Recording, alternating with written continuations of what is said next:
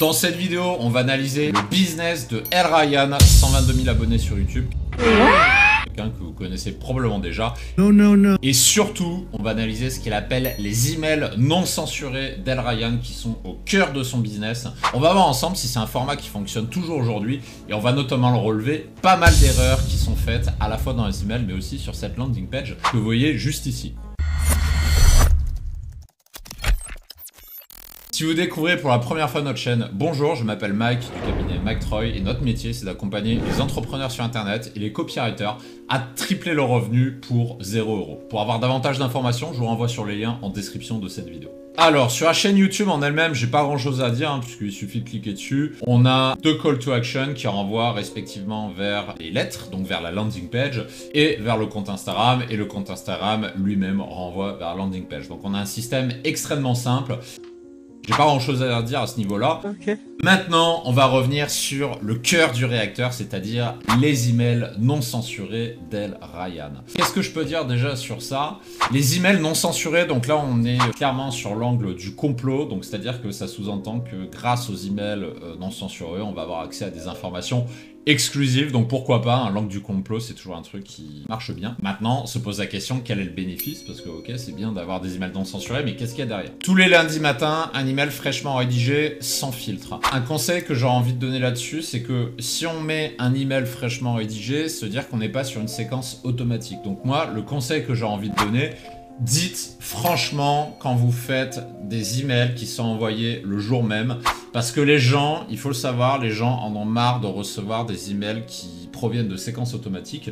Donc quand ce n'est pas le cas comme ici, eh bien, il faut le dire clairement. Donc dire clairement que c'est des nouveaux emails, donc surfer sur l'angle de la nouveauté, qui sont rédigés chaque matin. Donc chaque lundi matin en l'occurrence. Les outils que j'utilise pour être plus discipliné au quotidien. Alors, être plus discipliné, pourquoi pas, mais c'est pas un bénéfice en tant que tel. Être discipliné, c'est une qualité qui est nécessaire pour atteindre, par exemple, un objectif donné. Mais si vous interrogez des gens dans la rue, vous leur demandez hey, est-ce que ça te dirait d'être plus discipliné? Généralement, ça les intéresse pas plus que ça. Alors, recommandation de mes lectures quotidiennes. Les lectures quotidiennes, pourquoi pas, mais c'est pas vraiment un bénéfice en tant que tel. Donc, autant je valide l'approche, les emails non censurés, un côté pétillant, on va dire, il y a un côté intéressant derrière ça. Ok. Ici, on a le fameux champ d'email pour s'abonner, pour cliquer, pour s'abonner. Cliquez votre... Déjà, moi, le conseil que j'ai envie de donner, là, en plus de capturer l'email, capturer le prénom. Pourquoi capturer le prénom? Parce que ça va permettre derrière, justement, quand on écrit les emails, de pouvoir personnaliser davantage et d'utiliser le prénom. Je rappelle qu'un des mots qui donne le plus d'émotion chez une personne, c'est d'entendre son prénom. Donc pourquoi se priver de ça? Autant capturer l'email et le prénom pour pouvoir personnaliser davantage les emails. Ensuite, on a le gros bouton rouge rejoindre gratuit, donc pourquoi pas, ça c'est très bien. Vos informations ne seront jamais cédées à des tiers, vous pouvez vous désinscrire en un clic, donc ça c'est toujours bien. C'est bien aussi de mettre le petit logo cadenas ici, ça a l'air de rien, mais en fait c'est toujours un élément visuel qui rassure, donc sur ça, très très bien. On descend. Alors, petite remarque également, le bouton d'inscription pour enseigner l'email doit être visible du premier coup d'œil. Ça fait partie de l'une des best practices du marketing. C'est-à-dire que quand on arrive sur ce qu'on appelle une landing page, comme c'est le cas ici, il faut impérativement que le champ d'inscription d'email soit visible sans devoir scroller. Si je dois scroller pour arriver à m'inscrire, on perd en conversion. Et ça, j'ai fait d'innombrables tests pour le vérifier. Donc ma recommandation, c'est que ce champ-là doit être visible tout de suite. Ensuite, si on descend, en plus des lettres hebdomadaires, recevez 2 cadeaux de bienvenue juste après votre inscription. Déjà, j'ai 2 remarques sur la forme qui me viennent. La première, c'est que je la trouve un peu longue. Une landing page, ça doit être court. Vous êtes juste là pour capturer un email. Vous n'êtes pas là pour vendre quelque chose, donc faites court. Faites les meilleures landing pages, encore une fois, ça c'est des tests que j'ai eu l'occasion de faire des dizaines de fois sur mes différentes marques. Une landing page qui convertit, c'est une landing page qui est courte. Et j'ai même envie de dire, les meilleures landing pages, ce sont celles qui tiennent seulement sur une page. Et ici, on a un exemple typique de landing page qu'on utilise sur l'une de mes marques, qui s'appelle Dragueur de Paris, donc sur la séduction, le marché de la séduction pour hommes. Et comme vous pouvez le voir ici, en fait, tout tient en une page. Il n'y a pas besoin de scroller. On a le titre, on a le sous-titre, on a 3 puces promesses, on a l'épreuve sociale, on a le bouton d'inscription sur lequel il suffit de cliquer et ensuite, juste là, on a le champ prénom et email. Et cette landing page là, elle convertit extrêmement bien. Donc voilà, conseil que j'aurais à donner, c'est d'utiliser ce formalisme là parce que clairement cette landing page est beaucoup trop longue. La mise en page également est un peu austère. Je suis pas franchement fan des couleurs blanc, cyan, etc. Alors je sais pas si c'est El Ryan en personne ou une autre personne qui fait le choix, la sélection des couleurs, mais je suis vraiment pas fan. Les couleurs se marient pas entre elles. No! No! Ça fait un peu austère, donc clairement je pense qu'on pourrait faire beaucoup mieux. Les titres sont un peu longs aussi, en plus des lettres hebdomadaires, recevez 2 cadeaux de bienvenue juste après votre inscription. Ok, mais c'est long. Là ici, premier cadeau, trop long. Je suis comme tous les humains, c'est-à-dire qu'en fait, quand je vois des titres qui sont longs, j'ai pas envie de les lire tout simplement. Donc aussi, comprendre les 3 phases de construction d'une habitude, ok, mais ça on s'en fout un peu, c'est pas un bénéfice. Comprendre le rôle des signaux internes et externes pour mieux contrôler ses pulsions. Quelles pulsions? Lesquelles? On sait pas trop ce que c'est. Série qui s'appuie sur le livre de Charles Machin. Ok, mais et donc, quel est le bénéfice? Cette landing page, pour moi, elle manque clairement de bénéfices. En l'état, de mon point de vue, c'est une page qui convertira bien pour les fans de Air Ryan, donc les personnes qui apprécient déjà la personne. Par contre, si on vise du trafic un peu plus froid et surtout des personnes plus sceptiques, c'est pas une page qui convertira extrêmement bien parce que ça manque de bénéfices et parce que y a plein de petits défauts, faciles à corriger d'ailleurs, à voir un petit peu partout sur la page. Ensuite, mes outils d'entrepreneur pour gérer mon quotidien, ok, donc même remarque que tout à l'heure. Le seul endroit où je peux m'exprimer en liberté totale. Ça, c'est intéressant parce que du coup, on parlait d'emails non censurés au tout début de la page. Il a fallu que je scrolle à peu près vers 40% de la page pour qu'on me reparle de la notion de liberté. La notion de liberté, pourquoi pas? J'ai pas de problème avec ça, c'est un bon angle. Mais ça revient beaucoup trop tard et c'est un peu dommage. Ensuite, on a un long paragraphe pour nous expliquer qu'est-ce que c'est la liberté. Mais encore une fois, je répète ma remarque d'avant. On n'est pas là pour vendre, on est là pour capturer un email. La conversion va se faire à travers les emails qui sont envoyés justement chaque lundi matin comme c'est écrit sur la landing page. Donc c'est pas sur cette page qu'il faut convaincre, tout simplement. L'unique but de cette page, c'est de capturer l'email et rien d'autre. Il faut se cantonner à ça. Donc ici, toute cette partie-là ne sert absolument à rien. Ensuite, on a encore le call to action, ok. Un peu de preuve sociale ici, donc pourquoi pas. Mais j'ai envie de dire, El Ryan, comme il a déjà 112 000 abonnés, est-ce que c'est vraiment nécessaire de mettre une pluie de témoignages sur les emails? Je sais pas. J'ai quand même quelques doutes parce que là, on est là pour capturer l'email. Encore une fois, on n'est pas là pour faire une vente. Et pour moi, on pourrait drastiquement raccourcir cette landing page, augmenter les conversions en utilisant uniquement la preuve sociale qui se trouve sur la chaîne YouTube et accessoirement aussi sur le compte Instagram parce qu'il a quand même un sacré paquet d'abonnés. Maintenant qu'on a vu la landing page, on va pouvoir revenir sur l'une des lettres. Donc j'ai analysé la lettre numéro 25. Donc c'est la dernière que j'ai reçue, hein, c'est pour ça que j'ai pris celle-là. Et donc durée de lecture 3 minutes. Donc c'est parti, on va commencer à la lire ensemble, on va grossir. Durée 3 minutes, donc ça c'est bien de mettre la durée de lecture d'un mail, surtout quand elle est courte. Donc là 3 minutes c'est assez court. Parce que c'est vrai qu'à chaque fois que j'ouvre un email, je suis comme beaucoup de gens, à chaque fois je me pose la question, combien de temps ça va me prendre? Est-ce que ça va être long ou pas? Là, ici, 3 minutes. On se dit ça va être rapide. Ok, je commence ma lecture, donc ça c'est bien. Bonjour. Bah là, typiquement, c'est là qu'il aurait fallu un champ pour introduire le prénom. Au programme aujourd'hui, la vérité sur le charisme. Ok, intéressant. Le sujet du charisme chez les hommes, c'est quelque chose d'intéressant. Et d'ailleurs, je pense qu'El Ryan s'adresse en majorité à un public masculin. Donc d'où la notion de charisme. Parce qu'en général, augmenter son charisme, c'est pas vraiment un sujet de prédiction chez un public féminin, c'est plutôt une obsession masculine. Donc ici, on est clairement sur un public masculin. Bonne lecture. Alors, ici, là, au début de cet email, typiquement, allez à l'essentiel, quoi. Bonjour, au programme aujourd'hui, bonne lecture. Il a fallu que je scrolle pour commencer la lecture d'email. Allez droit au but. Il faut aller droit au but quand on commence à lire un email. Il faut tout de suite amorcer la lecture. C'est pas normal que je doive scroller plusieurs fois avant de démarrer la lecture parce que tout ça, ça nuit à la conversion. Donc ça, on a cet axe d'amélioration là. Ensuite, top 5 des erreurs qui détruisent votre charisme. Nanana, nanana, on va pas perdre de temps. Qui est réellement devenu charismatique, ce genre de conseils. J'aime beaucoup le début de l'email, là on est très très bien. Personne. Donc, parce que là, c'est vrai qu'on revient sur une douleur typique masculine, c'est-à-dire, bah, globalement, ils ont tous déjà eu des vidéos sur le charisme. Voilà, 3 conseils pour être immédiatement charismatique.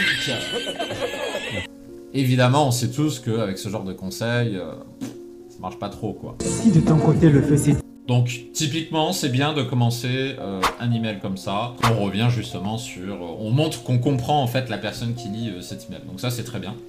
Qui est réellement devenu charismatique ou personne, ok. Tout ça, c'est des conneries. Ok. Donc là, on affirme que c'est des conneries. Ok, démontre-le-moi. Pourquoi?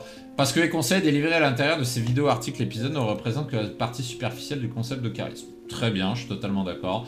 Ça révèle une incompréhension du concept, si ça se résumait, et à l'inverse, etc., etc.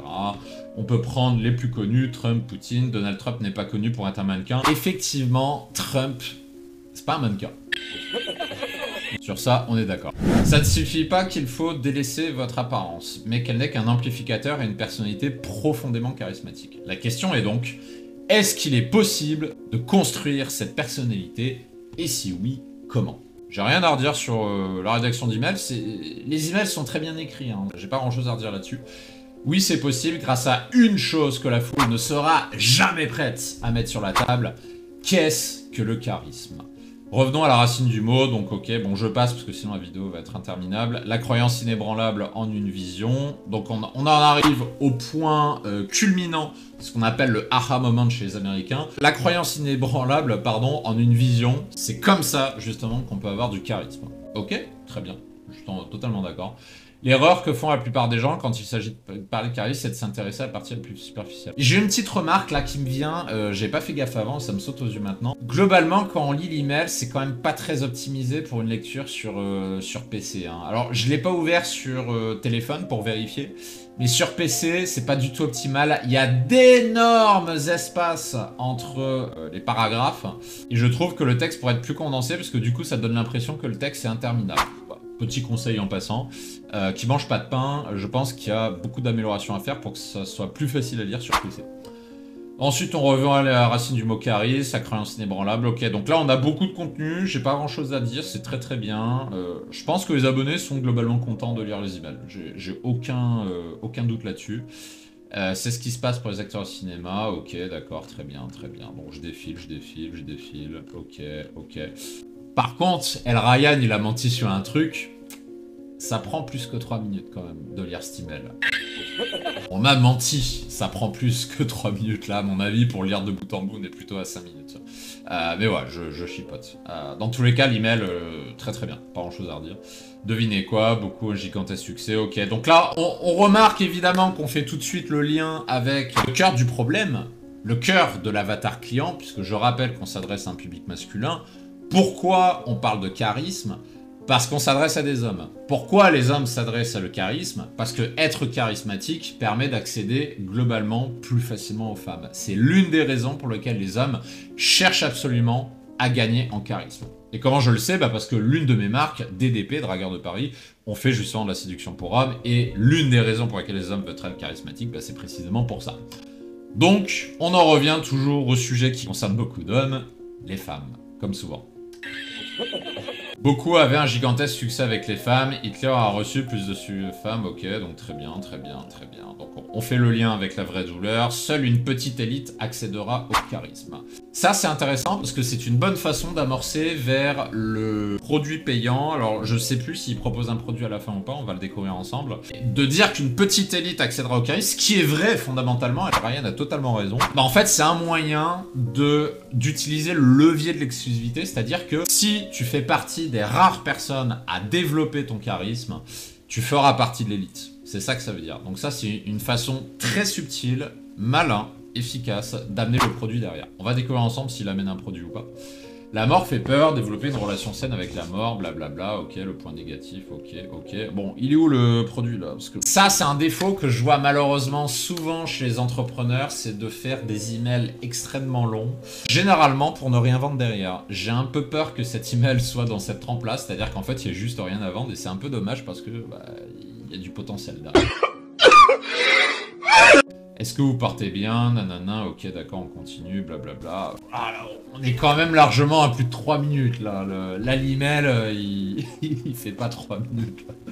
Là, il fait largement 5 minutes. Hein. Ah, bah, c'est la fin de l'email, déjà. Ok, d'accord. Il est où le produit payant, alors? Il est où? PS1, suite à vos demandes sur le sondage précédent, je vais créer un programme sur la productivité. Mais non! Mais faut pas créer un programme sur la productivité! Créer un programme sur le charisme. Je comprends pas. Alors. Pourquoi il n'y a pas de programme sur le charisme? Là, on a un email qui est centré sur la notion de charisme. Très bien. C'est un sujet qui concerne tous les hommes, qui intéresse tous les hommes. Alors pourquoi parler de productivité à la fin? C'est dommage, ça n'a pas de rapport. Donc là, c'est dommage, il y a vraiment un boulevard qui a raté. Pour vous partager ma routine et ma feuille de route.